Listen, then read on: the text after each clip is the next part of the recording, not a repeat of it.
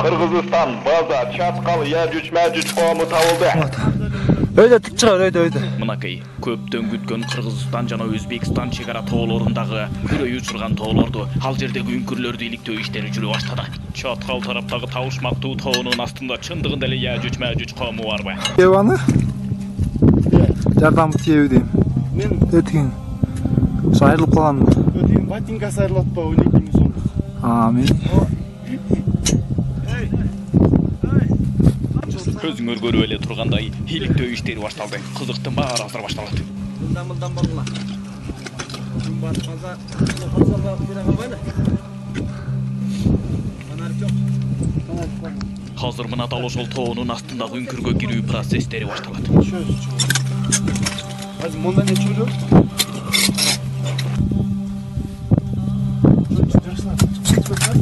Сырттан чыгасың.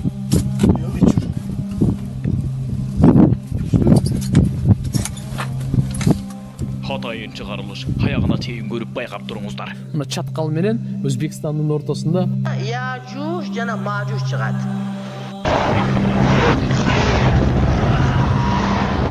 азыр бир коом чыгат. Ким деген? Yağjuç, Mağjuç деген.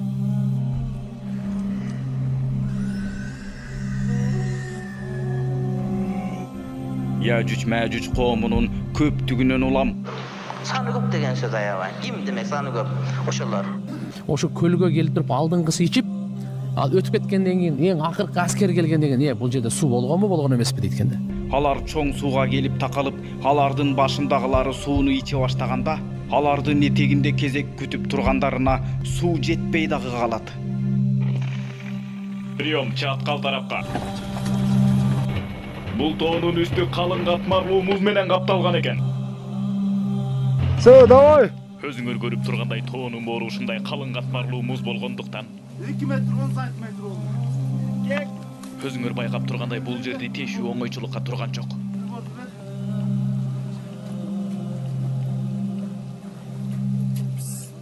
Приборду так, приборду. Камера керек içine. Kameraмен.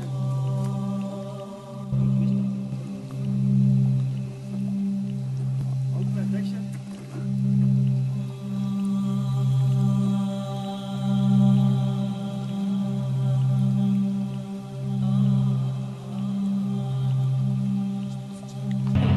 Темирдин бар экенин же жок экенин металлды издеп табыш. Мына бул жерден бир нерсе чыйпылдады. Мына бул жерде бир нерсе жатат. Бул мөңгүнүн калыңдыгы болжол менен Жок, адам балдары. Адам балдары. Алар адам болот, алар жин эмес, же айван эмес, же башка махлук эмес. Yağjuç, Mağjuç demek adam balası деген söz. Мына Чаткал менен Өзбекстандын ортосунда Чаткал чокусу, Чаткал кыркатоосундагы. Hayatın manisi Yağjuç жана Mağjuç жерде бузукулук кылуучулар деп айткандай, алар адамдар менен согушушуп, жер жүзүндө бузукулук кылышат. ага эч ким туруштук бере албайт дейт Yağjuç, Mağjuçга. Алар ушундай кырат. Адам уулдан адамдарды оңго бөлсөң тогузушулар деген сөз да. Саны көп деген сөз аябай. Ким демек саны көп? Yağjuç, Mağjuç коомунун көптүгү бүткүл жер үстүндөгү адамдардын санын кошкондо алардан 10 эсе көптүк кылат. Ага чейин дагы көбөйүп кетеби тууп отуруп. Бул Yağjuç, Mağjuç коомунун бирөөсү 1000ден балалуу болмоюнча өлүшпөйт. Kur'an-ı Kerim'de Kaf surəsində Al-İskandar Zülqarnayn çoğ dualdı kuyup salgan. Jezler menen üstün polnosu jabıp kuyup salgan. Убагында аларды Зөлкарнайн аттуу падыша адамдардын көзүнөн далдалап тосмо менен тосуп салганын баарыбыз эле жакшы билип калсак керек. Вертолетту тоонун чокусуна кондуруу процесстери башталды. Ал эми бул араб окумуштуулары атайын Кыргызстан жана Өзбекстан чегарасындагы Чаткал тараптагы тоону кылдаттык менен изилдеп карашууда. Азыр вертолетту кондуруп, андан соң тешүү иш-аракеттери башталат. Өзүңөр көрүп тургандай бул окумуштуу вертолетту кайсыл жерге кондуруп, андан ары иликтөө иштерин кайсыл жерде тешип баштоо керек экендигин түшүндүрүүдө. Прием. Жакындап калдыкпы? Канакей. Конууга даярдангыла. Мынакей, табылды. Мынакей, Чындыгында эле бул тоонун боору өтө таң калыштуу. Чындыгында эле тосмо менен тосуп, шыбап тегиздеп салгандай. Андан тышкары дагы айта кетчү нерсе, буга чейин дагы окумуштуулар өздөрүнүн ишин тынымсыз жүргүзүп келишкен. Бирок алар кайсыл гана өлкөлөргө барбасын, кайсыл гана тоолорго барбасын, кайсыл гана үңкүрлөргө барбасын, кайсыл гана асказоолорго барбасын, ал жерлерден эч кандай темирдин кошулмасы же кандайдыр бир жездердин кошулмасы чыккан эмес. Бирок окумуштуулар өздөрүнүн ишин токтоткон жок. Алар мына так ушул Өзбекстан жана Кыргызстан чек арасындагы чаткал тараптагы кырка тоон иликтеп көрүүнү туура көрүштү. Мына ошондуктан азыр иликтөө иштери башталат. Азыр так ушул тоодон темир жана жездердин кошулмасы чыгышы мүмкүнбү? Мынакей, көптөн күткөн тоонун чокусуна дагы конууга убакыт келди. Азыр иликтөө иштери башталат. Кылдаттык менен бул видеону байкап туруңуз. Чаткал чокусу, чаткал кырка тоосундагы. Мынакей, өзүңөр көрүп тургандай, бул тоонун боору ушунчалык калың катмарлуумуз болгондуктан аны тешүү оңойчулукка турбагандай. Мына ошондуктан бул калың катмарлуумузду тешип, иликтеп көрүү үчүн пилорама менен аралап көрүүнү туура көрдүк.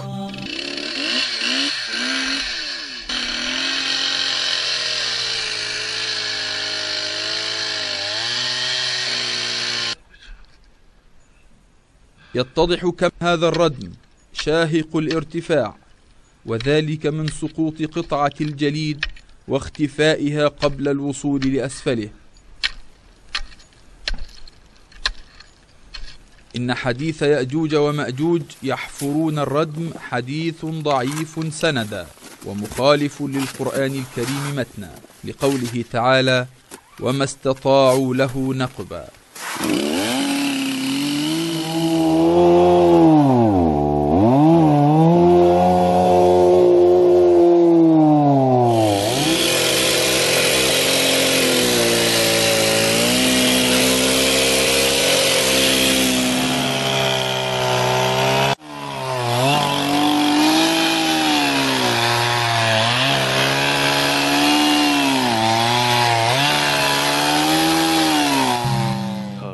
Биз иликтеп көргөнүбүздө ар кайсы тоолорду, ар кайсы таштарды алып иликтеп көргөндө ал жерден эч кандай темир же жездин кошулмалары чыккан эмес. Ал эми биз бул жерде иликтеп көрүүнү чечкенибиздин себеби дегенде бул жерден кандайдыр бир темир жана жездин кошулмалары чыга баштаганы бизге таң калыштуу болууда.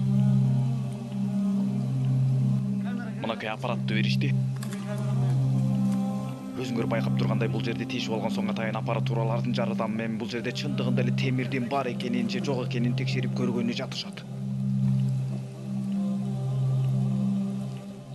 Soğuk tekşe.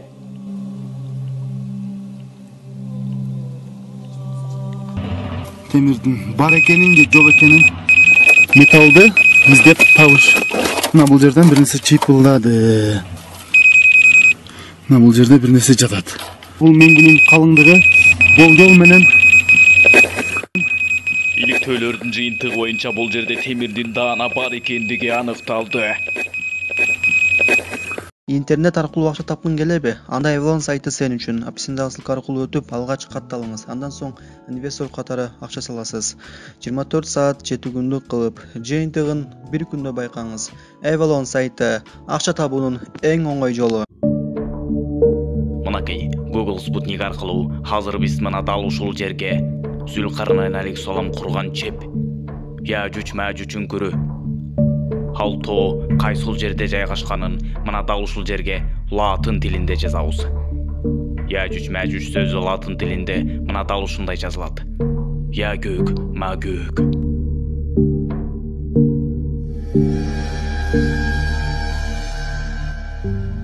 Мынакей, ошол тоо мына ушул экен. Мына карагылачы. Мынакей, буга чейин эч ким ишенген эмес эле. Эми мына карагылачы. Бул эмне деген сумдук? Мына бул аска тоонун боорун карагылачы. Бул чындыгында эле өтө таң калыштуу нерсе. Бул чындыгында өтө таң калыштуу болууда. Өңүмбү же түшүмбү деп да кетесиң. Ооба, бул спутник аркылуу түзмө-түз алынган. Азыр сиз бул тоону түзмө-түз көрүүдөсүз. Мынакей, азыр биз спутник аркылуу координаттарды түзмө-түз чокусуна жылдыруудабыз. Мына эми байкап тургула. Азыр биз ушул тоонун арка тарабына өтөбүз. Мынакей координаттарды бул тоонун аркасына жылдыруудабыз. Мынакей спутник координаттарын біз бул тоонун маңдайына алып келүүдөбүз. Мынакей маңдайына келдик, эми байкап тургула. Байкадыңарбы? Мына байкадыңарбы? Бул жерден эмнени байкадыңар? Мынакей бул жерге атайын алыстан окумуштуулар дагы келип, баарын иликтеп чыгышты. Ал эми бул вертолет аркылуу тартылган. Мынакей азыр эле биз Google спутник аркылуу көрүп аткан тоону биз окумуштуулардын вертолет аркылуу тартылып алынган реалдуу кадрды көрүп атабыз. Мынакей көрдүңөрбү?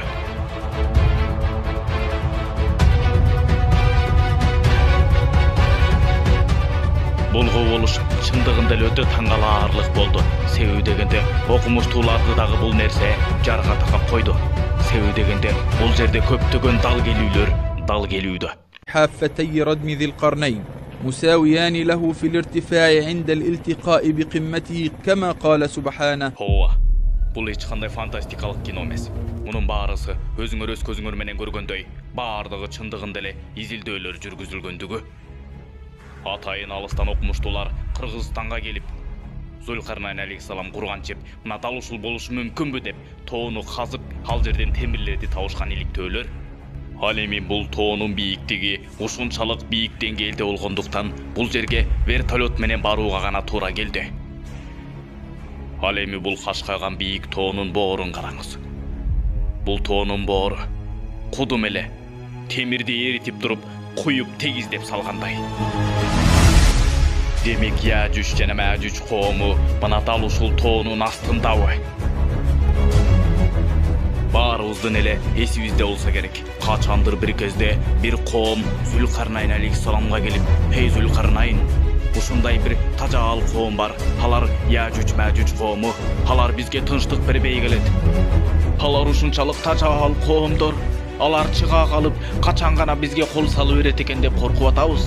Ошондуктан ортобузга бир тосмо тосуп бер" деп Зулкарнайн алейхиссалам арызданып жалбарышкан кезде Зулкарнайн алейхиссалам Аллахтын ыраазычылыгы мага жетет деп мына ушул тосмону темирлердин баарын эритип, Яжуж Мажуж коомун чыга албас кылып тосуп салган эле. Мына ошол Зулкарнайн алейхиссалам курган чеп мына так ушул болушу мүмкүнбү деп окумуштуулар келип изилдеп көрүштү. Эң эле таң калыштуусу бул тоонун боору болду. Бул тоонун боору ушунчалык тегиздиги аларды таң калтырды. Кудум эле атайлап тегиздеп жасап койгондой. Алар бул тоого келип коноор замат алардын суроолору түгөнбөй калды. Себеби дегенде кантип эле тоолор мына дал ушундай өзүнөн өзү кудум эле жасап койгон сыяктуу бети тегиз болуп калсын деп суроолоруна жооп таппай жарга такалышты. Ал дагы эч нерсе эмес. Окумуштуулардын үрөйүн учурган мына бул тоонун боору. Мына бул тоонун боорундагы тегиздикти караңыз. Мына ушул тегиздик таштан же топурактан эмес, темирден болуп чыкты.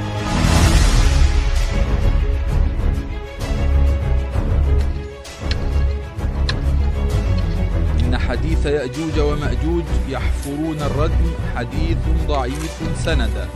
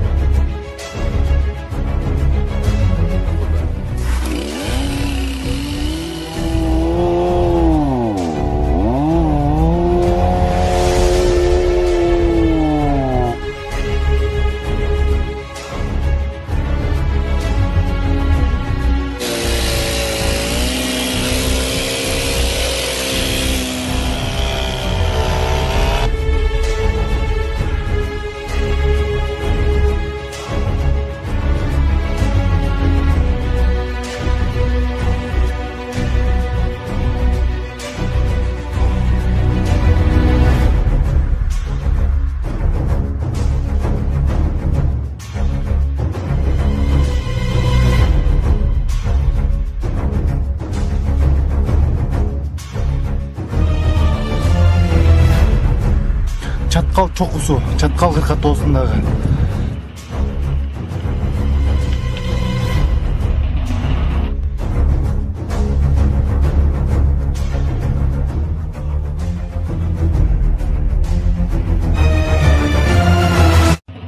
Темирдин бар экенин же жок экенин металлды издеп табыш. Мына бул жерден бир нерсе чыйпылдады. Мына бул жерде бир нерсе жатат. Мынакей изилдөөнүн жыйынтыгында бул жерден темирдин бар экендиги аныкталды. Мынакей иликтөө иштеринин жыйынтыгы. Бул табышмактуу тоодо. Бул жерде чындыгында эле темирдин бар экендиги аныкталды. Демек, убагында Зулкарнайн алейхиссалам Яжуч-Мәжуч коомун чыгалбас кылып темир менен каптап тосуп салган жер ушул жер болушу мүмкүнбү? Мынакей окумуштуулардын изилдөөсүнүн жыйынтыгында бул жерден күтүлбөгөн жерден темирлер табылып, Зулкарнайн алейхиссалам курган чеп мына ушул жер болушу мүмкүнбү деген табышмактуу суроо окумуштууларды ойлондуруп койду. Албетте, адамзаттын акылы чектелүү болгондуктан биздин акылыбыз жетпейт эмеспи? Ал эми ыйык Кур'ани Каримде Яжуч-Мәжуч коому кайсыл жерден чыгаары жазылган эмес. Себеби дегенде Яжуч-Мәжуч коому кайсыл жерде экени, алардын качан чыгаарын жана кыямат кайымдын качан болоорун жалгыз гана Аллах Тааладан башка эч ким билбейт. Ал эми бул Яжуч-Мәжуч коомун Зулкарнайн алейхиссалам убагында чыгалбас кылып темирлерди эритип, жездердин баарын эритип, аларды чыгалбас кылып тосуп салганын ыйык Кур'ани Каримде Аллах Таала эскертет. Албетте, аныгын жалгыз гана Аллах Таала билүүчү. Ал эми азыр болсо биз Зулкарнайн алейхиссалам тууралуу сүйлөшөбүз. Азирети Зулкарнайн алейхиссалам. Бул видеону аягына чейин көрүңүз, себеби азыр кызыктын баары башталат. Шамдак ТВ. Яжуж жана Мажуж чыгат. Мынакей так ушул Яжуч-Мәжуч коому кандайдыр бир зомбилерби? Же кандайдыр бир адам баласына окшобогон жандыктарбы? Жок. Яжуч-Мәжуч коому адам балдарынан тараган эле коом экени аныкталды. Яжуж-Мажуж демек адам баласы деген сөз да. Бул адам элек Яфас бин Нух. Нух алейхиссалам Яфас деген баласы бар, ошондон чыккандар болот. Мынакей эми жакшылап маани берип угуп туруңуз, эң башынан баштайлы. Яжуч, Мәжуч.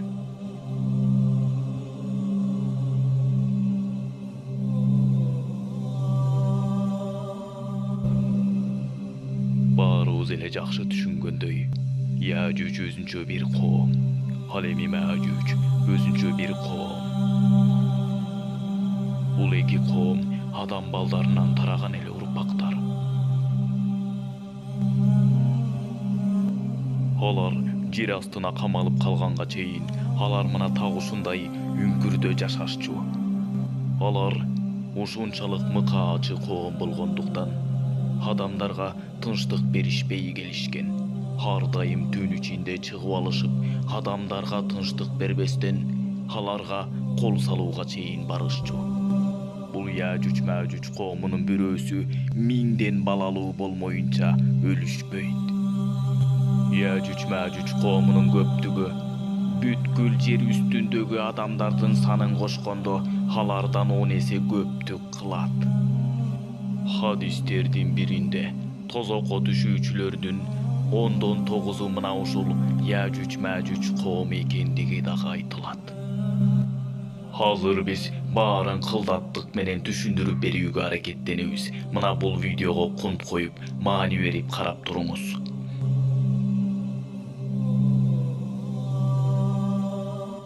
Яжуч-Мәжуч коому кайдан пайда болгон?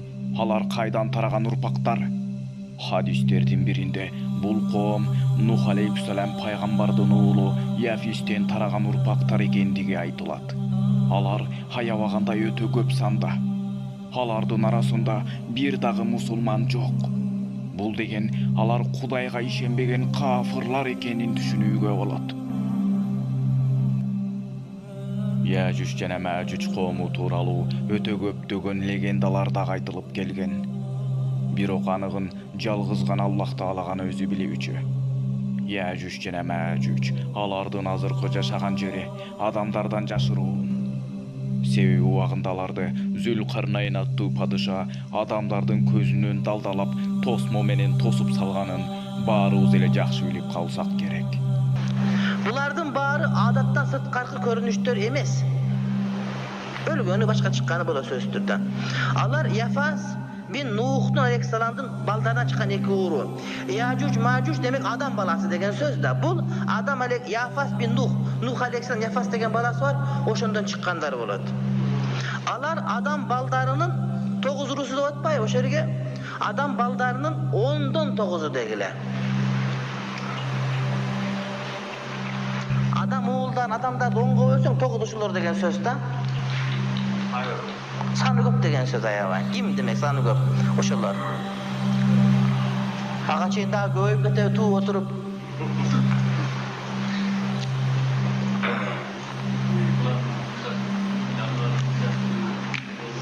Yok adam baldarı. Adam baldarı. Ha? Adam balasının barına hemen mükellef var da. Cevayet Allah Teala inne Yacuce ve Macuce yufsiduna fil ardı ayatın manisi Yacuce ve Macuc yerde buzukluk kılışlar deva etkanday Allah adamlar menen soğuşuşup yer yüzünde buzukluk kılışat. Başka adamlar menen adamlar özleri biroq bular başkaları menen degen sözler. Күндөрдүн биринде Зүлкарнайн чыгыштан батышка карай жасаган жүрүшүнөн келаткан маалда түштүк тараптагы эки тоонун ортосуна жетип келген кезде сүйлөгөндү жакшы билбеген бир коомду тапты. Мына ушул Зүлкарнайн жолуктурган сүйлөгөндү жакшы билбеген коом кайсыл коом экени таптакыр белгисиз. Себеби дегенде ыйык Кур'ан-ы Каримде дагы бул коом тууралуу так жана даана маалымат айтылган эмес. Ошондуктан алар кайсыл коом экени табышмак. Жана жалгыз гана Аллахтан башка эч ким билбейт. Ал эми бул тууралуу кыйык Кур'ан-ы Каримде мындайча жазылган. Ал эки тоонун ортосуна жетип келгенде бир да сөздү түшүнбөй турган коомду учуратты. Мына ушул эл Азия эли болушу мүмкүн. Болжол менен түрктөр, же өзбектер, же тажиктер, же казактар, же кыргыздар болушу мүмкүн. Ал эми бул өзүнүн тилдери менен айырмаланган, бир дагы сөзгө түшүнбөгөн коом кайсыл коом болуш экендиги окумуштуулардын изилдөөсү боюнча, азыркы изилдөөлөр боюнча бул жер, бул эл Кыргызстан, кыргыз эли болушу мүмкүн деген тыянактар чыгарылды. Мына так ушул таң калыштуу тыянактар тууралуу ушул видеодо көрсөтүп беребиз. Ошондуктан аягына чейин көрө туруңуз. Ал эми биз видеону мындан ары уланталы.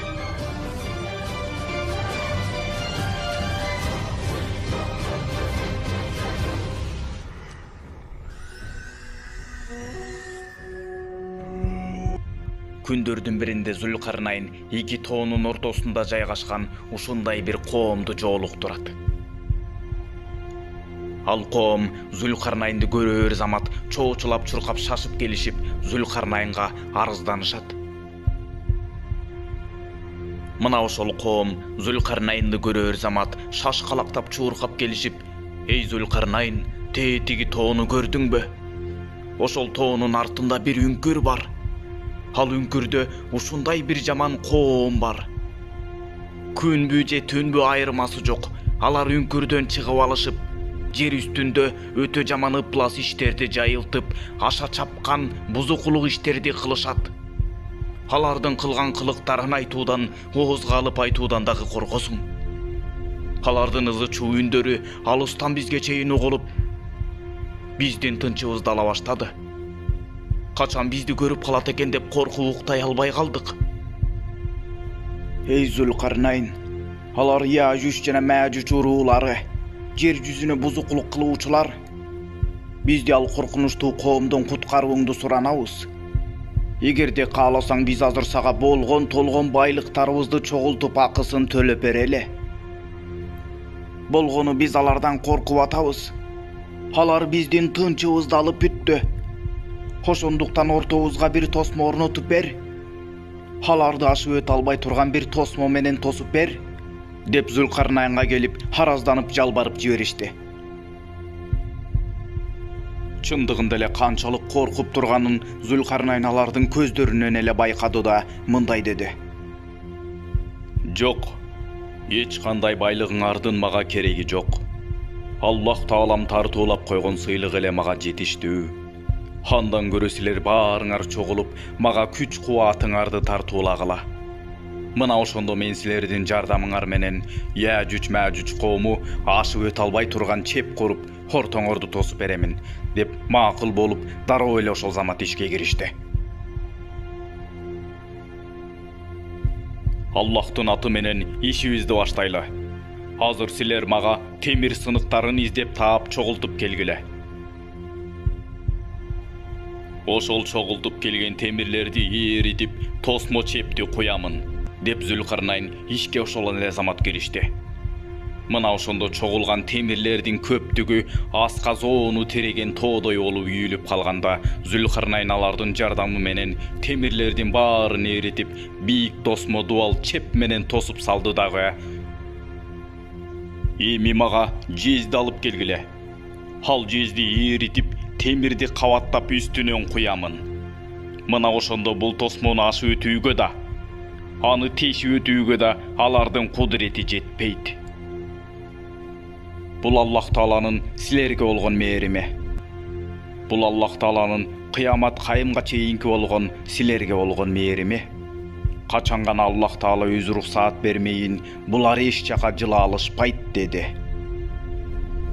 Качан гана кыямат кайым жакындап кирип келгенде гана Аллах Таала бул тосмонун күчүн алып коет.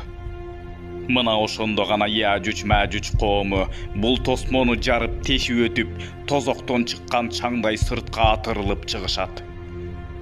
Бул тууралуу ыйык Кур'ани Каримде дагы камтылган.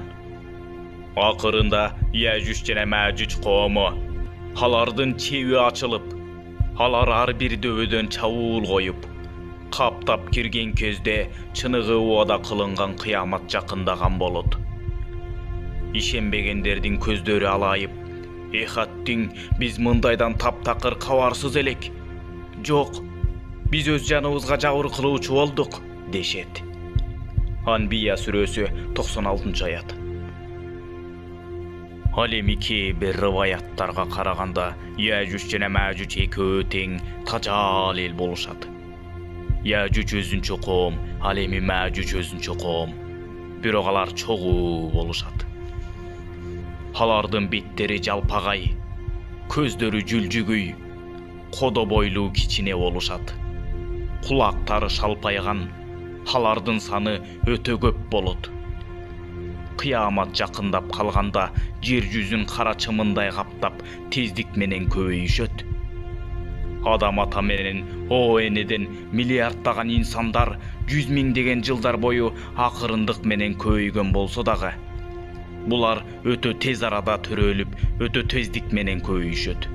Учуру келгенде Зулкарнайн тоскон тосмо кулайт дагы, бул коом ааламды каптайт. Канчалык каптаганы менен ыйык Кааба тарапка жолой алышпайт. Медина жана Куттуу Кудус аймагына кире алышпайт. Ушул ыйык саналган 3 аймактан башка баардык жерди каптап өтүшөт. Кирген жерде колуна урунган нерсени жеп, курутуп, ойронун чыгарып илгерилей беришет. Чегиртке сыңаары чөйрөгө оор зыянын тийгизишет. Качан гана алар үңкүрдү тосуп турган тосмону жарып чыгышкан кезде, алар ушунчалык тездик менен көбөйүп кетишет. Болжол менен бүткүл адам санынан да 10 эсеге көбөйүп кетишет. Кээ бир маалыматтарда алар чыгышкан кезде алдынан чыккандын баарын кыйратып, жада калса тирүүлөй жеп кете беришет. Жер үстүндөгү болгон толгон суулардын баарын тез эле какшатып ичип какыратып салышат. Алар нечендеген суулардын баарын ичип какыратып жүрүп, жер үстүндөгү эң чоң сууга келишкен кезде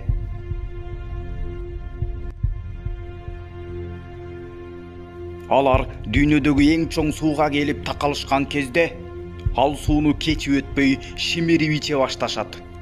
Алардын көптүгүнөн улам артындагы кезекте тургандары чууру отуруп аларга кезек келген кезде баягы чоң дарыя ичилип түгөнүп, аларга суу жетпей калат. Яжуч Мәжуч коомунун көптүгүнөн улам алар чоң сууга келип такалып, алардын башындагылары сууну иче баштаганда, алардын этегинде кезек күтүп тургандарына суу жетпей дагы калат. Мына ошондо артындагылары, бул жерде качандыр бир мезгилде суу болгон окшойт, деп ал деңизден өтүп, андан ары карай алдынан чыккан коомдордун чаңын сапыра, жолдорун улап, ичип, жеп, курутуп, какшатып, талкалап кете беришет.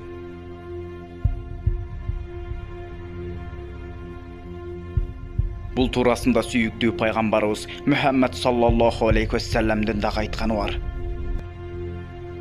Bir günü sүйүктүү пайгамбарыбыз Мухаммад саллаллаху алейхи вассалам уйкудан чоочу ойгонуп, жүзү кызарган абалда турду дагы мындай деп айтты: Үммөттөрүмө кыйын болду. Жамандык жакындап келатат. Баягы жер астында катылып жаткан Яжуч Мәжуч коому, алар тосулган тосмону тешип жыртып отуруп, ал тосмо тешилип отуруп, анын ачылаарына мына ушунчалык эле калыптыр, деп сөөмөйү менен бармагын жакын кылып көргөздү. Ошондо бул кабарды угуп отурган сахабалардын бири коркуп кетип: "Я Расулуллах, ошондо биздин арабызда дагы ыймандуу адамдар болсо дагы, арабызда жакшы адамдар болсо дагы ал тешик ачылабы? Ошондо дагы Яжуч Мәжуч коому чыгып кетеби?"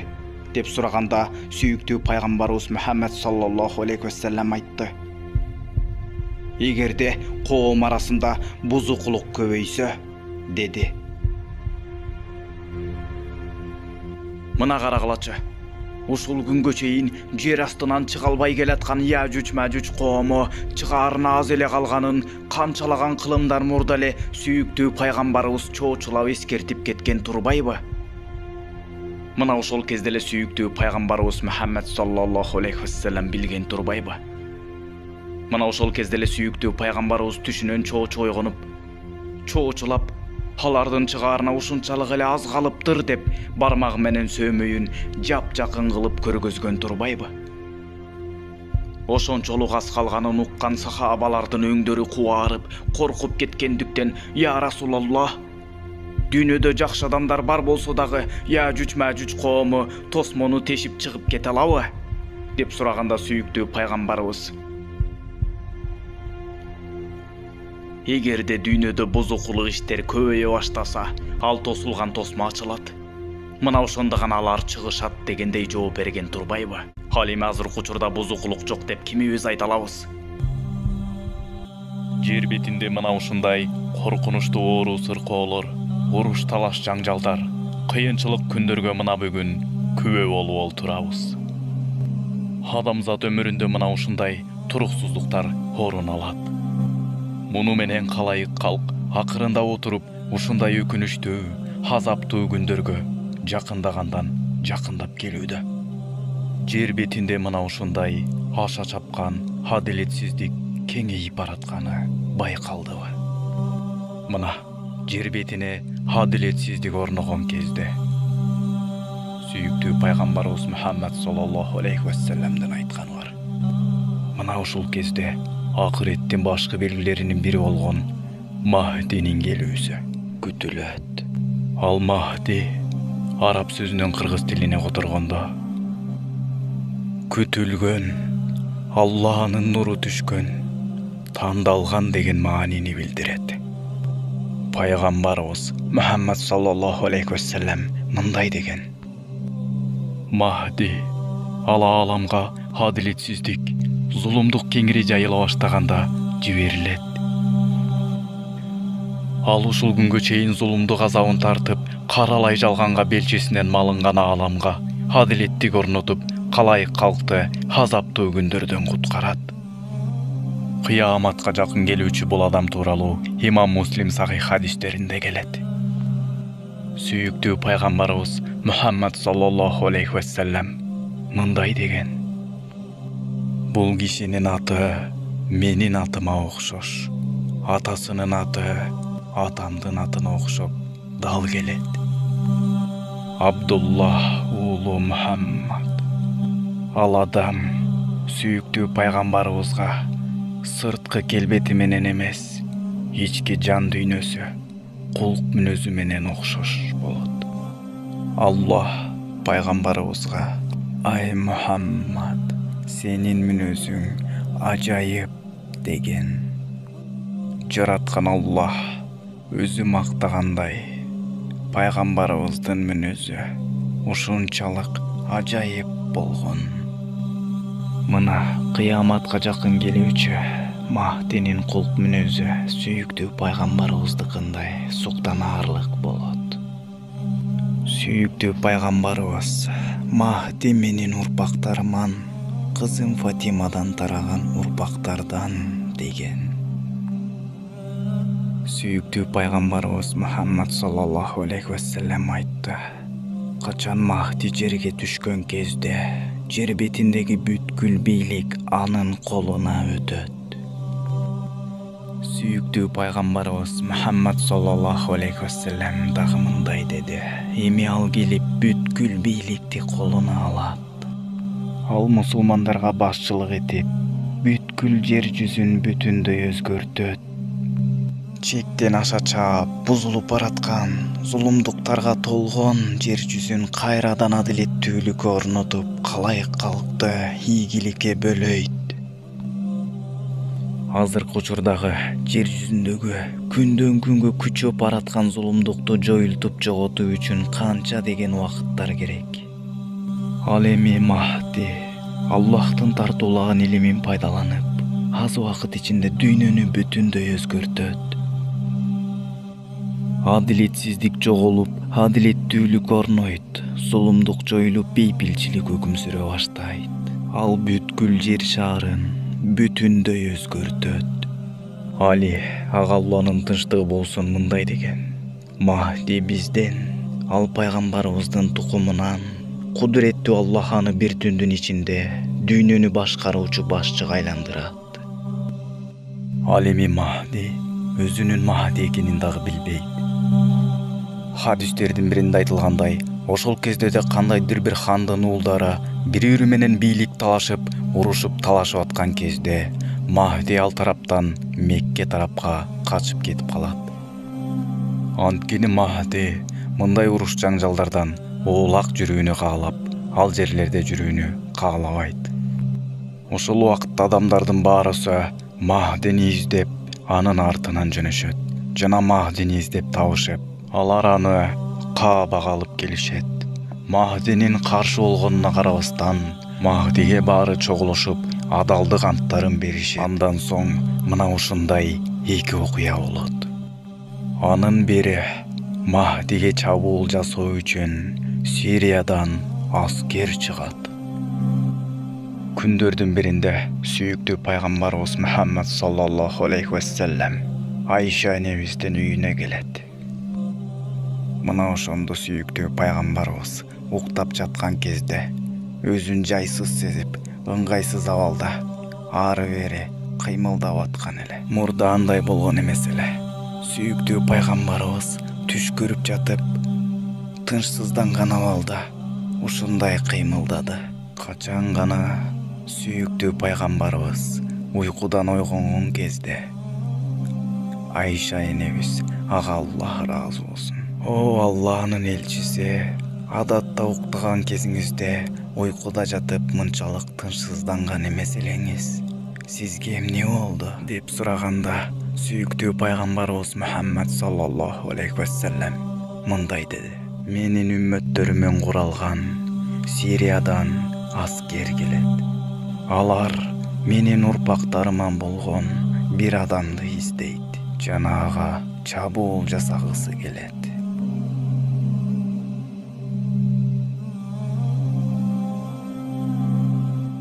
Ошентип Махди арабтар менен ислам туусун көтөрүп чыккан. Ушундай бир адамдар менен беттешет. Алар терс жолго түшүп адашкандар. Алар буга жакындай берген кезде Аллах Тааланын каалоосу менен баягы аскерлердин бир бөлүгүн жер жутат. Аскерлердин баары мерт болгон кезде ушул окуяны башкаларга жеткирүү үчүн арасынан 1-2 адам гана тирүү калат. Бул кабар башкаларга жеткенде алар мунун Махди экенин түшүнөт. Мына ушуну түшүнүп калган адамдар Махдинин артынан биринчилерден болуп ээрчишет. Ауганстан тарапта кара туулар тигилип, ошол туулардын астына жыйналган адамдар Махдиге барат. Алар далай жерлерди басып өтүп келип, Махдиге жардамдашат.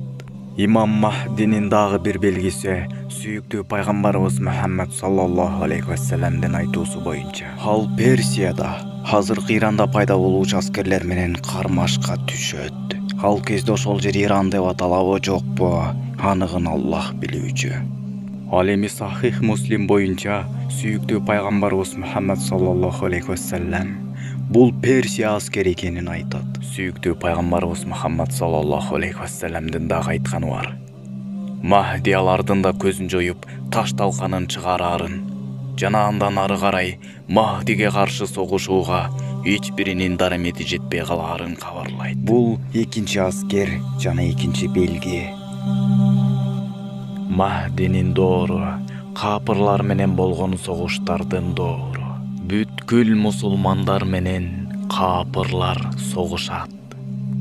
Ал эми мусулмандар менен каршылаш түшкөн капырлардын саны ушунчалык деңгээлде көп болот. Алардын көптүгүнүн саны 80 түрлүү байрак, 80 түрлүү туу. Ар бир туунун астында 14.000 аскер турат. Булардын баары мусулмандарга каршы согушка түшөт. Пайгамбар Мухаммад саллаллаху алейхи вассалам бул согушту Аламат чоң согуш деп атаган. Аалымдардын айтуусу боюнча бул нерсеге Махди башчылык этет. Аламат чоң согуш 100 миңдеген аскердин бири-бири менен тикелей тиреши, учуп бара жаткан куштар сыяктуу бир заттарды көрөсүңөр. Булар согуш жүрүп аткан аймактардын четтеринде учуп бара жаткандай, согушка окшобогон кандайдыр бир заттар. Булар асмандан түшүп жерге карай кулайт. Кээ бир алымдар бул кабарларга иликтөө жасап, балким бул нерсе асмандагы куштар менен заттарды жерге кулатуучу бир нерсе, атом бомбасы болушу мүмкүн деген тыянактарды чыгарышкан. Бири-бири менен согушуучу тараптар бетме-бет кездешет. Каршылаштарын жакындан көргөн кезде мусулмандардын 3/1 бөлүгү артка чегинип кача башташат. Сүйүктүү пайгамбарыбыз Мухаммад саллаллаху алейхи вассаламдын айтуусу боюнча алардын тоболору эч качан Аллахтын алдында кабыл болбойт. Ошентип чоң согуш башталат. Жан аябай кескилешкен уруш болот. Бүткүл мусулмандардын 3/1 шейит кетет. 3/1 жеңишке жетет. 3/1 гана аман калып жеңет. Алар кан майданда курман болгондордун денесин чогултуп жыйнайт. Хадистердин биринде ар бир уруудан 199-у кайтыш болот. Ар бир 100 уруудун тек бирөөсү гана аман калат делинген.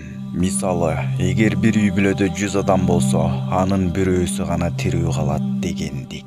Ал күнү мусулмандар жеңишке жетип, байлык бийликти колдоруна алганына кубанбайт. Анткени аларды кимге мурас кылып калтырат. Бүткүл уруулар кырылган, адамдардын көбү каза тапкан. Мына ушундай кайгылуу окуя.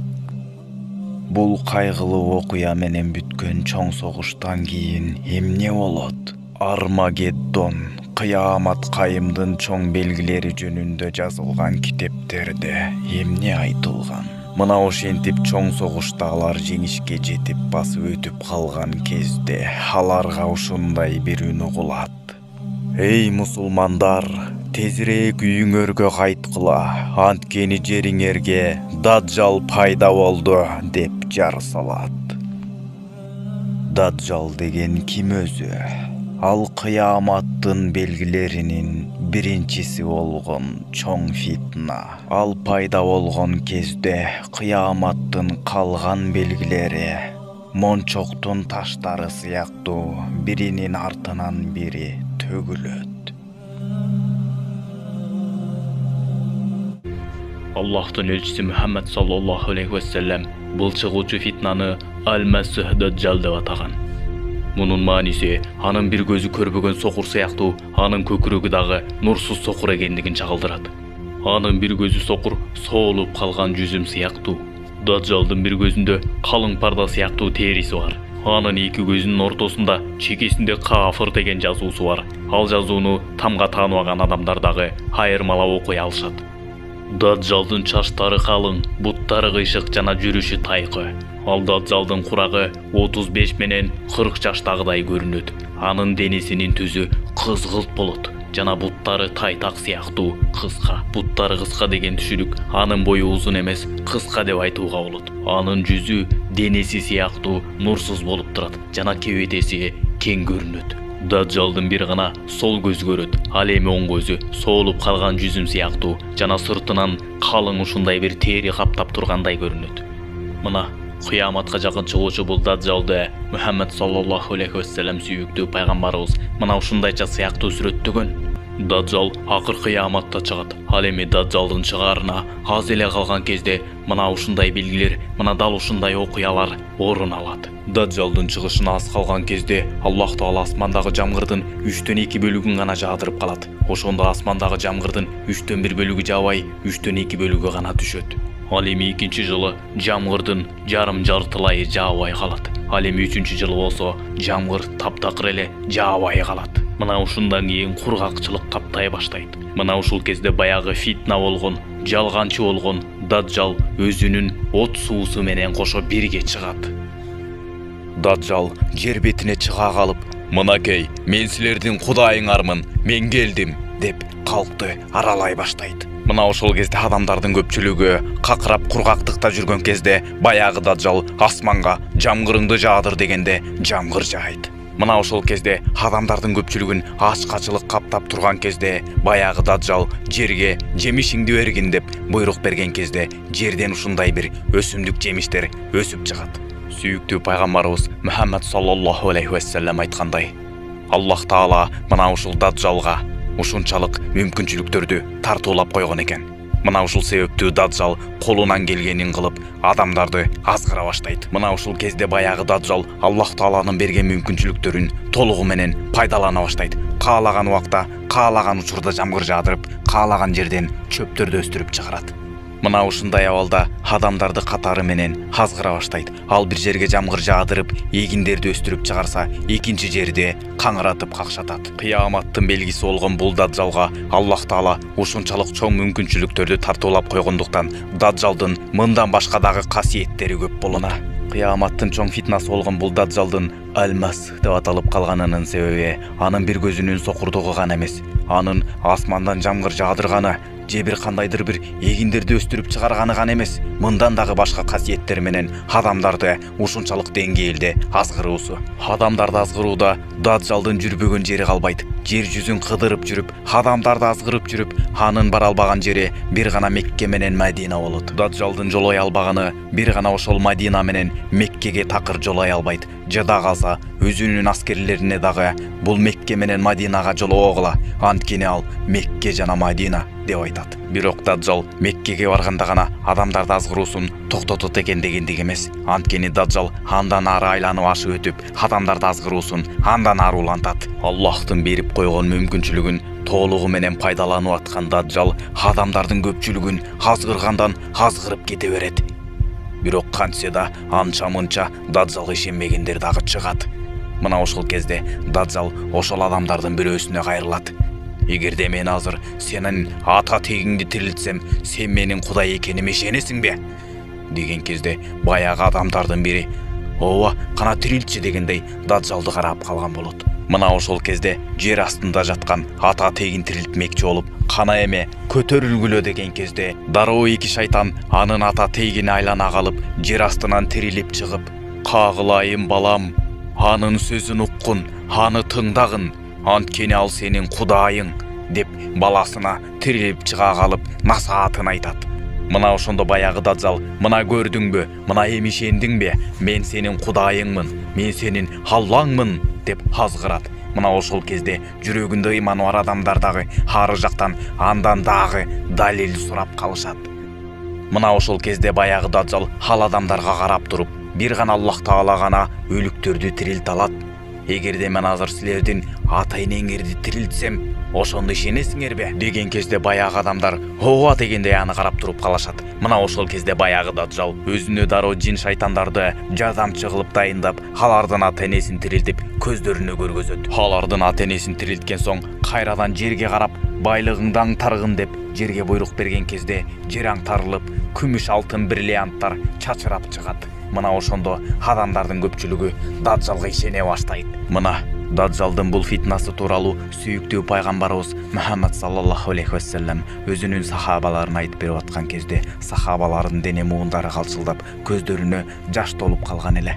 Кыяматка жакын Даджал чыккандан тарта ал 40 күнгө жакын өмүр сүрөт. 40 күндүн биринчи күнү 1 жылдай узак болот. Ал эми экинчи күнү 1 айдай, үчүнчү күнү 1 жумадай узак болот. Ал эми калган күндөрү кадимки күндөрдөй болот. Жана дагы адамдардан арасынан ушундай бир адам чыгат. Бул адам туурасында сүйүктүү пайгамбарыбыз Мухаммад саллаллаху алейхи вассалам мындай деп айтканы бар: "Адамдардын көпчүлүгү Даджалдын азгырууларына ишенип, Даджалга ишенип аткан кезде адамдардын арасынан ушундай бир адам чыгат. Ал күнү ошол адамдан өткөн жакшы адам болбойт. Себеби дегенде ал адам: мен ал Даджалды тааныймын. Ал эч кандай Кудай эмес. Ал жөн гана азгыруучу Даджал" деген кезде Даджалга ишенип, Даджалдын аскерлерин айланып кеткен адамдар ал адамга таң калып: "Сен биздин Кудайыбыз жөнүндө эмне деп турасың?" деп аны Даджалдын алдына сүйрөп барышат. Алдына сүйрөп келер замат баягы адамга "Мен сенин Кудайыңмын" деп ага дагы бир сыйкырын көргөзөйүн деп аткан кезде: "Токтогун. Сен туурасында пайгамбарыбыз бизге кабар берген. Сен эч кандай Кудай эмессиң. Мен сен туурасында эң жакшы билемин. Сен жөн гана азгыруучу Даджалсың." Ошол кезде Даджал баягы адамды ара менен как ортосунан экиге бөлүп өлтүрүп, кайрадан тирилтип жыйнап туруп: "Мына мен сенин Кудайың экениме эми ишендиңби?" деген кезде: "Ооба, эми ишендим. Сенин анык Даджал экениңе эми ишендим. Себеби дегенде сен мени кайрадан өлтүрүп, кайрадан тирилте албайсың. Анткени өлтүрүп тирилтүү сенин колуңан бир эле жолу келет. Бул туурасында сүйүктүү пайгамбарыбыз бизге кабар берген." Айласы кеткен Даджал эмне кылаарын билбей, аны дароо өзүнүн отуна алып ыргытып жиберет. Себеби дегенде чындыгында эле пайгамбарыбыздын айтканындай эле. Даджал өзүнүн отуна алып ыргытып жиберет демекчи, анын чындыгында эле өзү менен кошо чыккан от жана суусу болот. Даджалдын от жана суусу тууралуу дагы сүйүктүү пайгамбарыбыздын айта кеткени бар: "Адамдардын арасынан кимде ким ошол Даджалдын кооз көрүнгөн суусуна чөмүлгөн болсо, анда ал Даджалга азгырылып тозокко түшүп калат." Даджалдын азгырууна ишенбестен, жалгыз гана Аллах Таалага ишенген, жүрөгүндө ыйманы бар адамдар анын отуна коркпой секирген күндө дагы ал адам бейишке түшөт. Ошентип чоң фитна болгон Даджал адамдардын көпчүлүгүнүн баарысын өзүнүн тозогуна толтуруп, азгырып кетип бара жаткан кезде, кудуреттүү жараткан Аллах Тааланын буйругу менен асмандан Азирети Иса алейхиссалам жерге түшүрүлөт. Аллахтын буйругу менен асмандан эки периште Иса алейхиссаламдын эки жагында эки колунан кармаган абалда жерге түшүрүлөт. Аныгын Аллах билүүчү.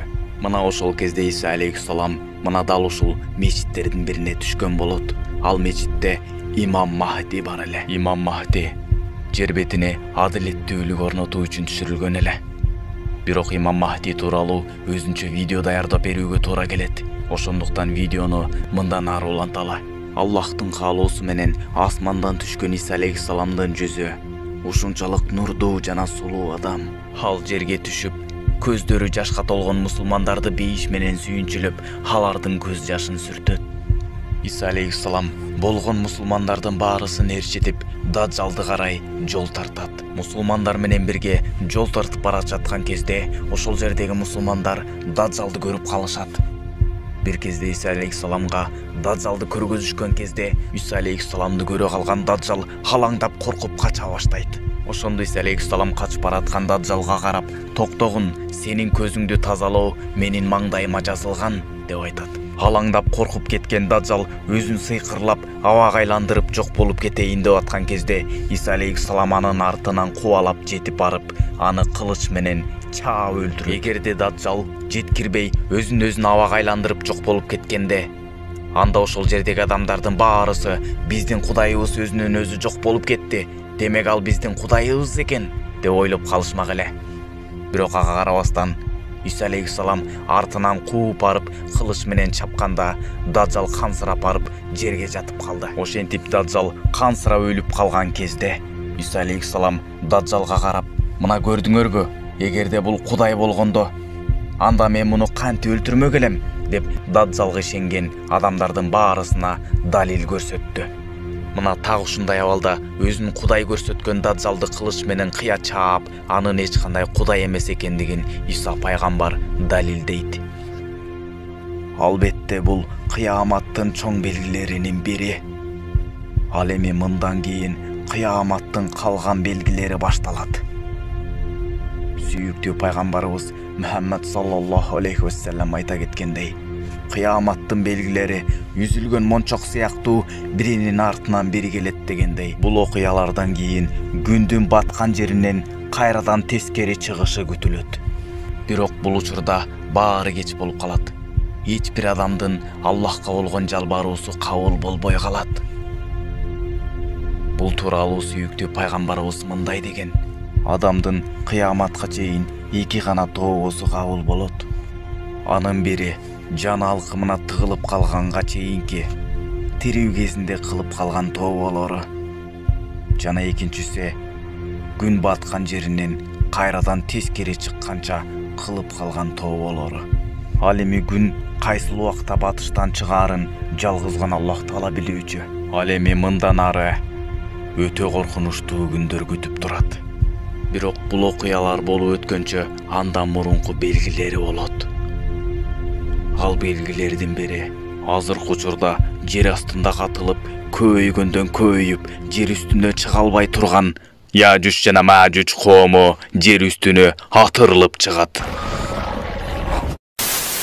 Ал эми азыр кимибиз айта алабыз? Яжуж Мажуж чыкканча али көп бар. Азыркы заманда эч кандай бузукулук иштер жок деп кимибиз айта алабыз? Ошентип кыямат кайымуулана берет.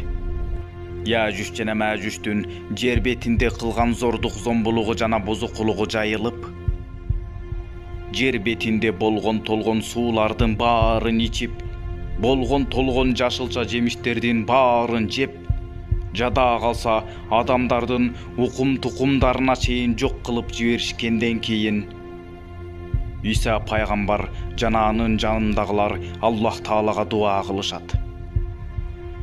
Бул кезде Иса пайгамбар жерге түшүп калган болот. Иса пайгамбар демекчи, бул кезде кыямат кайымдын чоң белгилеринин көбү башталып калган болот.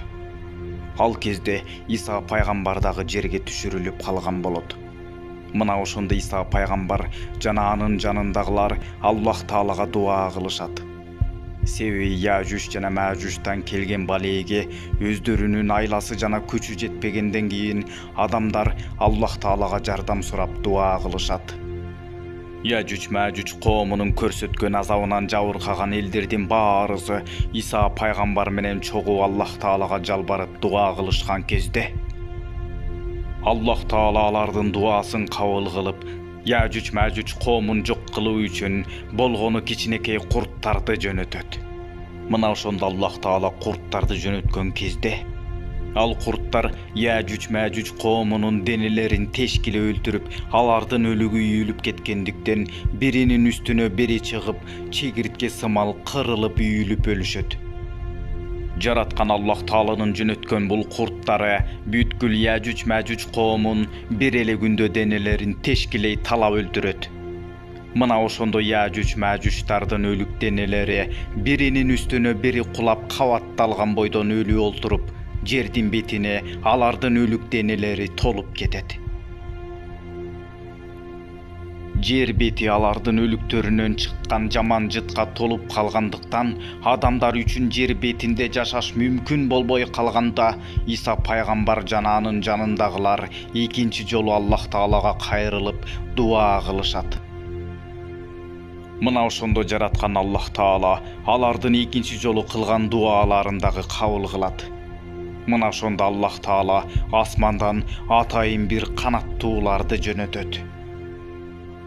Мына ошондо Аллахтын жөнөткөн канаттуулары жердеги Яжуч Мәжуч коомунун өлүк денелерин терип деңизге алып барып ташташат.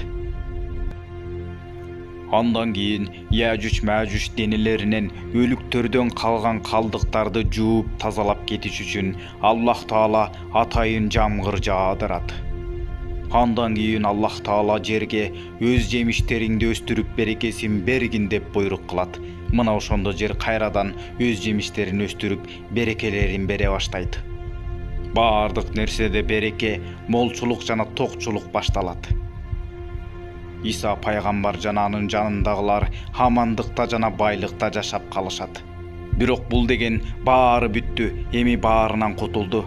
Эми мындан ары адамдар жыргап тынчтыкта жашап кала беришет дегендик эмес. Анткени бул убактылуу тынчтык көпкө чейин узабайт. Себеби дегенде Иса пайгамбардын түшүшү жана Яжуч Мәжучтардын чыгышы кыямат кайымдын алгачкы белгилеринин бири эле. Ал эми кыямат кайымдын алгачкы белгилери башталганда алдыда мындан дагы коркунучтуу күндөр күтүп турат. Мындан ары кыяматтын калган белгилери күтүлөт. Ал эми кыяматтын калган чоң белгилери көпкө күттүрбөй, үзүлгөн мончоктун таштары сыяктуу биринин артынан бири төгүлө баштайт. Dabbatül Ard жер алдынан чыккан жаныбардын өз ордунан чыгышы. 4 буттуу. Куранда келип атат. Бул жаныбар акыр заманда адамдар бузулуп, Алланын буйруктарын аткарбай ак динди бузук динге алмаштырган кезде Алла Таала чыгарат.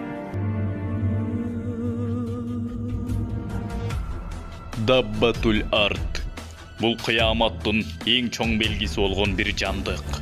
Арабча маанисинде dabba сөзү тынч, акырын үнсүз козголуу дегенди туюндурат. Кыямат кайымдын алдында чыгуучу бул жандык касиеттүү Курандын 4 аятында жекече түрдө, ал эми 4 аятында көптүк түрдө келет. Бул жандык баягы Даджал эмес. Бул жандык Яжуч Мәжуч дагы эмес. Бул таптакыр башка жандык.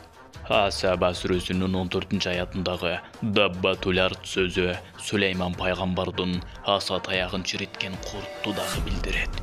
Акыйда китептериндеги кыяматтын чоң белгилерин тизмектегенде Dabbatül Ard жандыгынын пайда болушу да айтылат. Ал кыяматтын башталышына аз калган кезде жерден чыгат.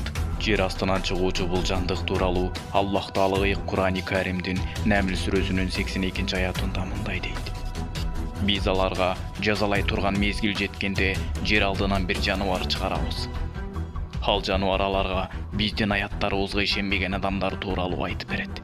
Абу Дауд жана Муслимдин хадистер жыйнагында бул айбандын пайда болуусу жана анын жерден чыгуусу кыяматтын чоң белгилеринин бири болоору айтылат. Бирок анын көрүнүшү кандай болоору сыпатталган эмес.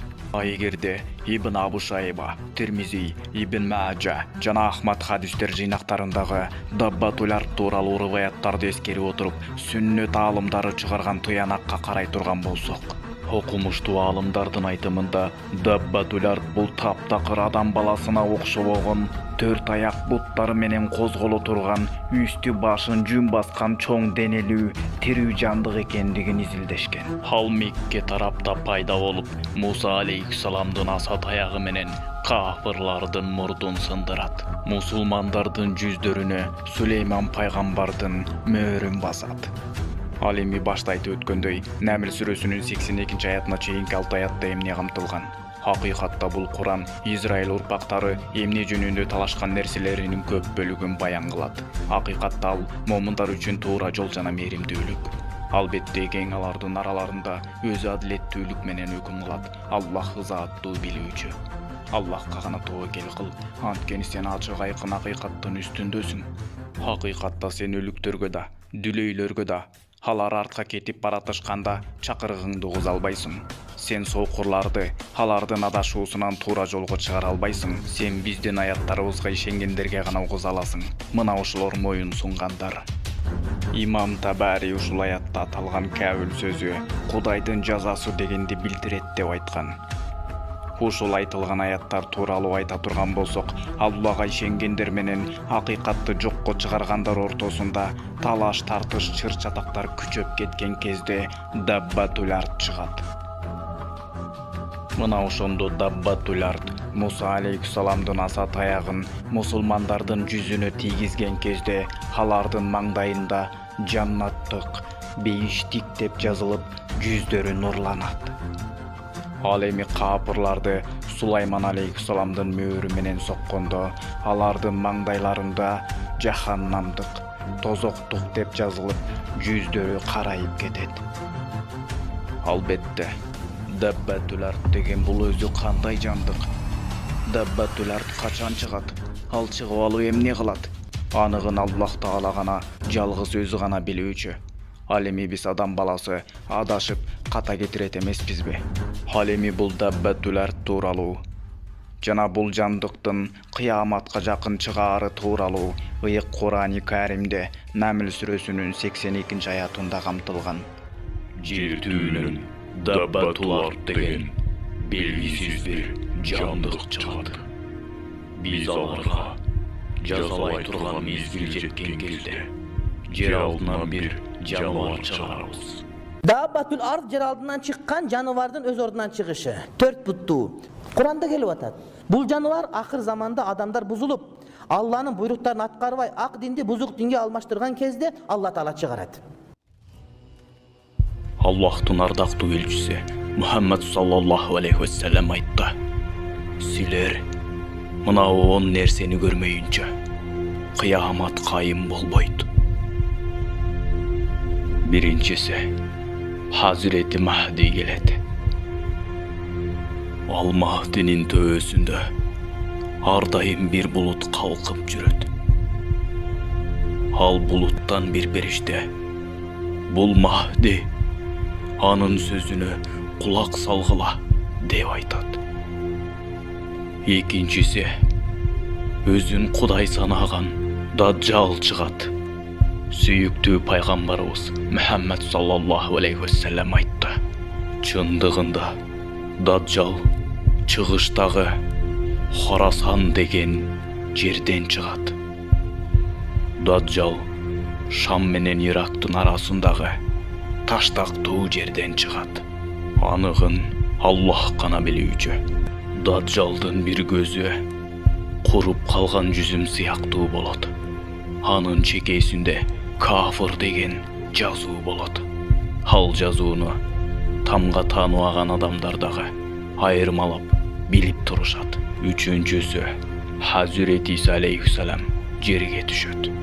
Албетте ал кыяматтын жакындаганын көрсөткөн чоң бир белги.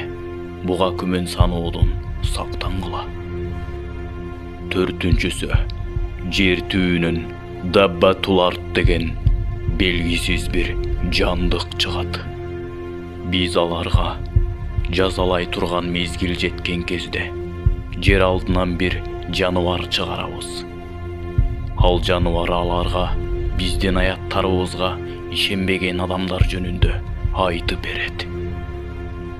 Бешинчиси, жер астында чыга албай жүргөн Яжуч Мажуч коому жер үстүнө атырылып чыгат. Яжуч Мажуч ар бир дөбөдөн агылып келгенге чейин убада кылынган чындык жакын келет. Капырлардын көздөрү алайып, "О, куруп калалык. Биз мындан капарсыз жана залым болгон экенбиз" дешет. Алтынчы, дүйнө жүзүн түтүн каптайт. Алар шектенип, оюн күлкү кылышууда. Асман айкын түтүн менен келген күндү күтүп тур. Ал адамдарды каптап калат. Бул оорутуучу жаза. Бул каптаган түтүндүн таасири мусулмандарга оору сыяктуу жеңил болот. Ал эми капырларга өтө коркунучтуу оор тиет. 7. Күн батыштан чыгат. Күн батыштан чыкмайынча кыямат кайым болбойт. Ал кезде баардык адамдар ыйман келтирип жиберишет. Бирок алардын кечигип кылган тоолору эч кандай пайда бербейт. 8. Ушундай бир чоң өрт чыгат. Йемен тараптан, Аден жазыгынын эң шалгайынан бир от чыгат. Ал от баардык жерди жагып отуруп, адамдарды махшарга чейин алып барат. Бул отко эч ким туруштук бере албайт. Ал от күндөн күнгө барган сайын алоолонуп, адамдарды махшарга чейин алып барат. Бул түшүнүк оттун канчалык коор болот экендигин чагылдырат. 9. Жер чөгөт. Сүйүктүү пайгамбарыбыз Мухаммад саллаллаху алейхи вассалам кыямат кайым жакындаган кезде 3 жерден жердин чөгүүсү болот экендигин айта кеткен. Ал эми Муслимде мындайча айтылат: силер кыяматтын 10 белгисин көрмөйүнчө кыямат кайым болбойт. Анын үчөөсү чыгыш менен батышта жана жазиратул арабта жердин чөгүүсү болот. Дагы бир хадисте сүйүктүү пайгамбарыбыз Мухаммад саллаллаху алейхи вассалам: мен өмүрдөн өткөндөн кийин 3 жерде жердин чөгүүсү болот. Биринчиси чыгышта, экинчиси батышта, ал эми үчүнчүсү Араб жазирасында деп айтты. Ошол кезде сахабалардын бири: эй Аллахнын элчиси, жер бетинде жакшы адамдар болсо дагы жер чөгөбү деп сурады. Ошондо пайгамбарыбыз саллаллаху алейхи вассалам жооп берди: жердин бетинде адамдардын көпчүлүгү бузулган кезде жер чөгөт деп жооп берди. 10. Ыйык Кааба кулатылат.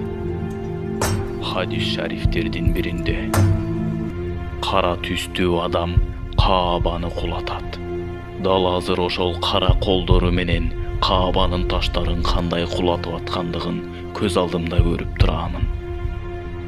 Мына ушул сыяктуу эле биз кыямат кайымды дагы көрөбүз. Ал эми кыямат кайым башталса эмне болот? Кыямат кайым кандай болот? Мына так ушул тууралуу азыр ой жүгүртүп көрөлү. Ыйык Кур'ан-ы Каримде Аллах Таала эмне дейт? Акыр заман кыямат кайым тууралуу ыйык Кур'анда эмнелер жазылган? Чыныгы акыйкат кайда? Мына ушул тууралуу дал ушул видеодо сүйлөшөбүз. Кыямат кайым бул Аллах Тааланын улуу соту. Ар бир адам, баардык жандык жооп берүүчү күн. Ал эми бул акыйкат тууралуу Аллах Таала ыйык Кур'анда дагы эскертет. Инсан өлгөндөн кийин кайра тирилте албайт деп ойлойбу? Чындыгында биз алардын манжаларынын учунан бери өз калыбына келтирип, кайрадан тирилтип коюуга кудуреттүү затпыз деп Аллах Таала ыйык Кур'ан-ы Каримде эскертет. Мына ушул жооп берүүчү күндөн, кыямат кайымдан, эртеңки сурак күнүнөн эч ким эч жака качып кутула албай турган күн. Анткени Аллах Таала кыямат кайымдан кийин өлгөндөрдүн баарысын кайрадан тирилтип, ар биринен сурак алуучу күн. Кыяматтын качан болоору белгисиз, бирок күндүн батыштан чыгышы менен башталат. Ал учурда баягы Яжуж Мажуж коому жана Даджал аттуу кыяматтын чоң белгилери үзүлгөн мончок суруу сыяктуу биринин артынан бири чыга баштайт. Бирок ал убакта баары кеч болуп калат. Себеби дегенде адам чайнап жаткан нанын жутканга дагы жетишпей калат. Себеби мына ушул кыямат кайымга аз эле убакыт калгандыгын жана кыямат кайым капысынан кирип келээрин сүйүктүү пайгамбарыбыз Мухаммад саллаллаху алейхи вассалам дагы эскерте кеткен. Акыр заман кыямат кайым капысынан кирип келет. Мына ошол кезде адам баласы чайнап жаткан оокатын жутканга дагы жетишпей калат. Мына ошол кезде Аллах Таала баягы чоорун кармап турган Исрафил алейхиссалам периштеге сурнайды чалууга уруксаат берет. Ал эми Исрафил алейхиссалам бул периште акыр кыяматта сурнай чалуу үчүн гана жаратылганын баарыбыз эле жакшы билсек керек. Бул периште көз дагы ирмебестен Аллах Тааланын буйругун гана күтүп турган периште. Себеби Аллах Тааланын буйругун өткөрүп жиберүүдөн коркот. Ал эми качан гана сурнайын чалган кезде бардык аалам кыйроого учурай баштайт. Ал чоордун үнү ушунчалык ачуу жана коркунучтуу болгондуктан бүткүл аалам титирип, өзүнүн огунан чыгып, чаң асманга сапырылып кетээрге чейин жетет. Мына ошол кезде буга чейин болуп көрбөгөндөй жер титирөөлөр, бороон чапкындар, суу ташкындар башталат. Ал сурнайдын үнү ушунчалык ачуу жана катуу болгондуктан бардык жандын кулактарын жарып кетет. Мына ушул коркунучтуу күнү адамдын жүрөгү оозуна тыгылып, көздөрү чанагынан чыга кете жастап, өзүнүн бир тууганын, ата-энеси өзүнүн баласын караганга дарманы келбей калат. Анткени бул күн ушунчалык коркунучтуу күн болгондуктан жаш бала дагы картайып кеткен абалда беттери бырышып кеткенге чейин жетет.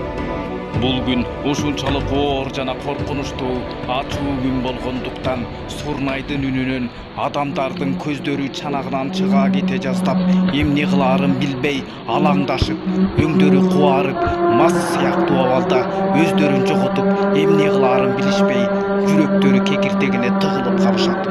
Бул күн ушунчалык оор күн. Бул күн Аллахтын ачуусу келген күн.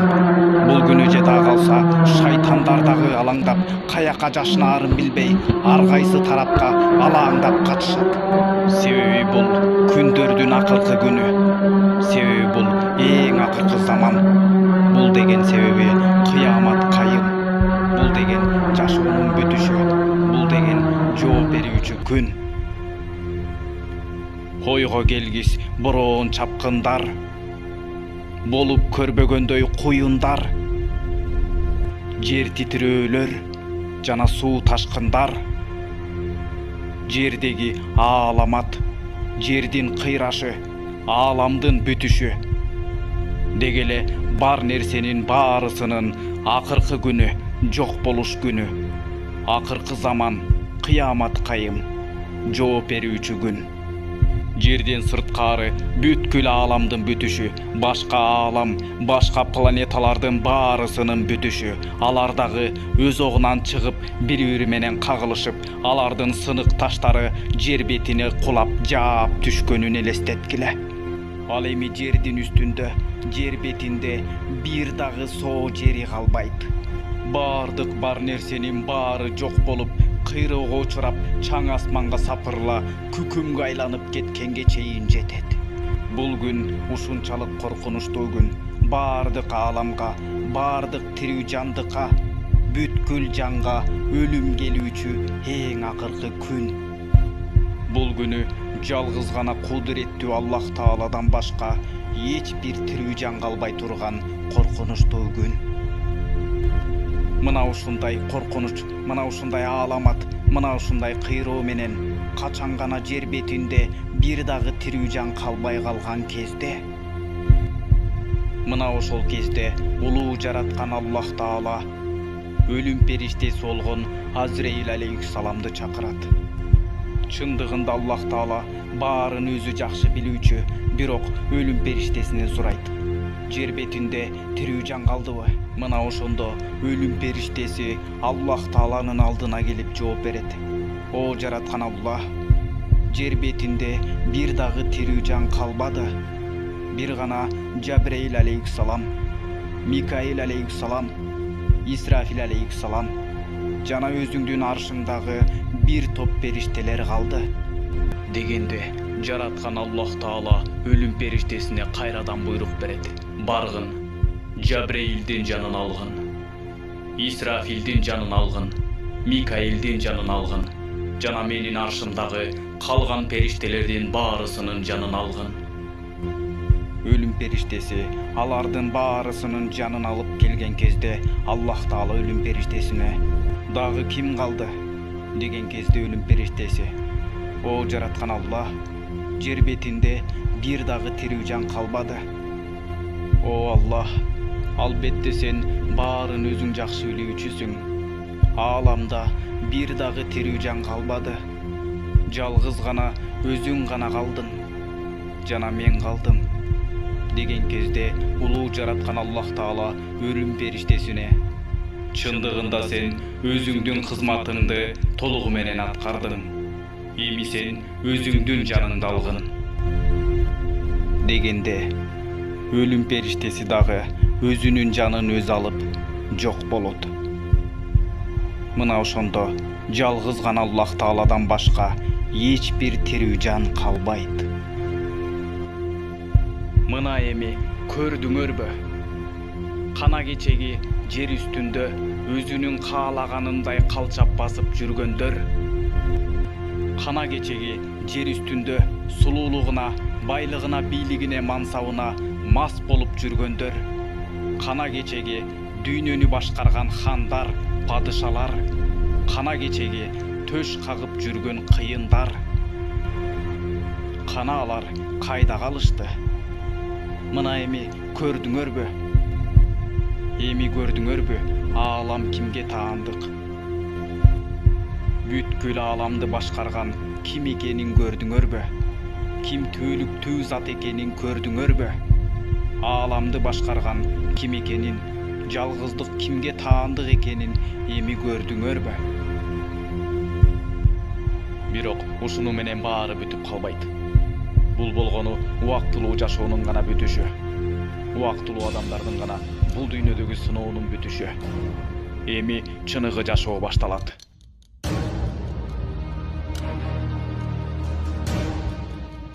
Жалгыз гана Аллах Таала ха дегенде баягы Исрафил алейхиссаламдын жанын кайтарып берүү менен Исрафил алейхиссаламга сорнайды чалууга экинчи жолу уруксаатын берет. Мына ошол кезде Исрафил алейхиссалам сорнайын экинчи жолу тартат.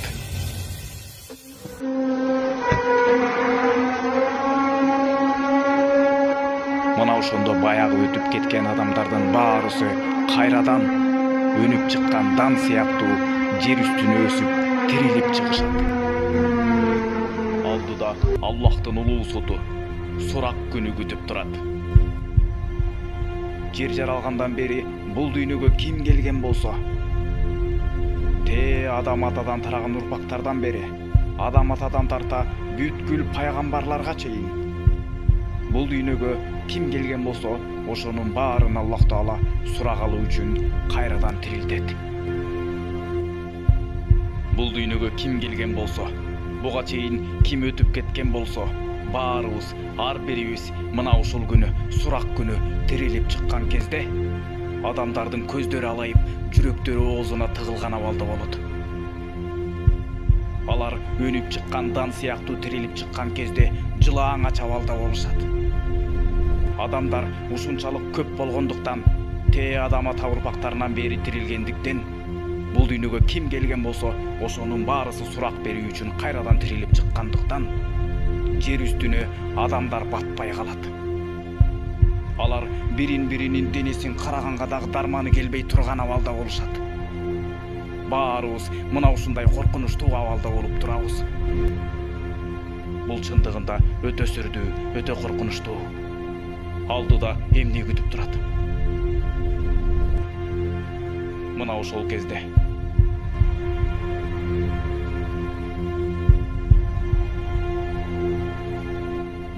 кезде адамдар эмне кылаарын билишпей, акыры баягы Адам алейхиссаламды эстешет. Ошентип адамдардын баарысы чогулуп барып, Адам алейхиссалам Адам атага барышат. Мына ошол кезде адамдардын баарысы Адам атага: "О Адам, бизге жардам кылчы. Эми биз эмне болобуз? Алдыда бизди эмне күтүп турат? Кантсе да сен биздин жол башчыбызсың. Кантсе да биз сенден тараганбыз. Бизге жардам кылчы. Кантсе да сен Аллах Таала менен бизге караганда жакыныраак эмессиңби? О Адам, эмне болорубузду билбей турабыз, биздин абалыбызды көрүп турасың. бир нерсе кылчы. Аллах Таалага жалбарчы. Бизге жеңилдик кылсынчы деген кезде Адам алейхиссалам: "О, жок. Мен силерге азыр жардам бере албаймын. Себеби дегенде улуу жараткан Аллах Таала буга чейин ачууланып көрбөгөндөй ачууланып турат. Мен силерге жардам бермек тургай өзүмдүн абалым кандай болоорун билбей турамын. Анткени мен дагы күнөө кылганмын. Мен дагы Аллах Тааланын тыюу салган алмасын, жебе деген алмасын жеп күнөө кылып алганмын. Мен дагы Аллах Тааланын тыюу салганын укпай күнөө кылып алганмын. Азыр мен өзүмдүн абалым кандай болоорун билбей турамын. Мен силерге жардам бере албаймын." Мына ушул кезде Адам алейхиссалам өзү эмне кылаарын билбей турган болсо, анда биздин азыр абалыбыз кандай болот? Эмне болот?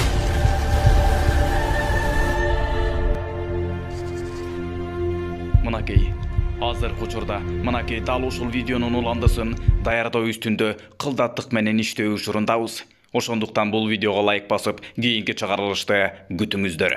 Видеону даярдаган Шындык ТВ каналы. Ал эми бул видеого лайк басып, каналга катталганыңыз үчүн сизге терең ыраазычылык.